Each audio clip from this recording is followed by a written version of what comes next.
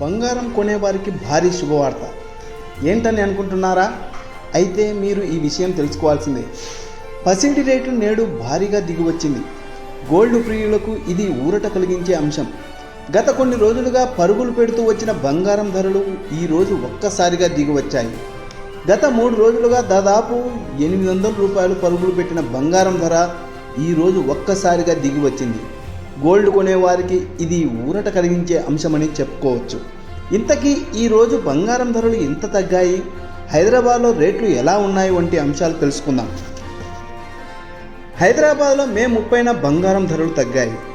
ఏకంగా 440 రూపాయల మేర పసిడి రేటు దిగివచ్చింది. దీనితో బంగారం ధర 72,760 రూపాయలకు దిగివచ్చింది. 24 క్యారెట్ల 10 గ్రాముల బంగారానికి ఇది వర్తిస్తుంది. నిన్న ఈ బంగారం ధర 73,200 వద్ద ఉండేది. అదే 22 క్యారెట్ల ఆర్నమెంటల్ గోల్డ్ రేటు విషయానికి వస్తే ఈ పసిడి రేటు కూడా వెలవెలబోయింది. 22 క్యారెట్ల బంగారం ధర 400 రూపాయలు పతనమైంది. దీనితో ఈ పసిడి రేటు 67,100 నుండి 66,700కు పతనమైంది.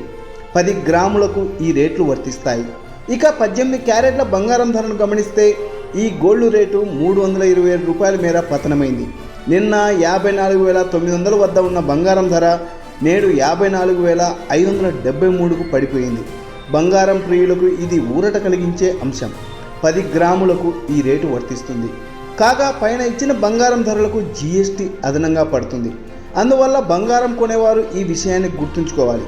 బంగారంపై జీఎస్టీతో పాటు జ్యువెలరీ కంపెనీలు వసూలు చేసే మేకింగ్ ఛార్జీలు కూడా ఉంటాయి. అందుకే గోల్డ్ రేట్లు పైకి చేరుతాయి. బంగారం ధర మే 20న 75,160 స్థాయికి చేరింది. 24 క్యారెట్లకు ఇది వర్తిస్తుంది. అదే 22 క్యారెట్ల బంగారం అయితే 68,900కే ఎగిసింది.